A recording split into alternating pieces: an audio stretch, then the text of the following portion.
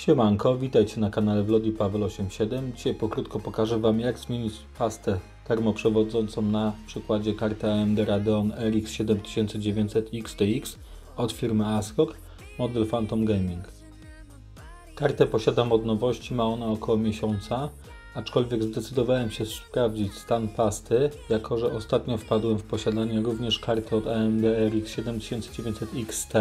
Model referencyjny, karta miała około 2 czy 3 miesiące, a pasta była całkowicie wyschnięta, była skamieniała, mimo że karta była świeżutka.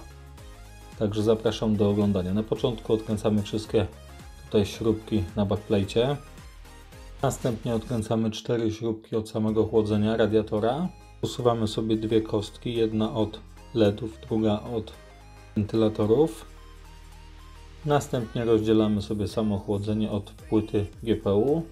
Tak oto mamy łatwy dostęp do procesora GPU, jak i chłodzenia. Proponuję tutaj zetrzeć starą pastę alkoholem izopropylowym. Jak widzimy, pasta nie była w złym stanie, aczkolwiek dla świętego spokoju będzie zmieniona, wiem, że jest świeża.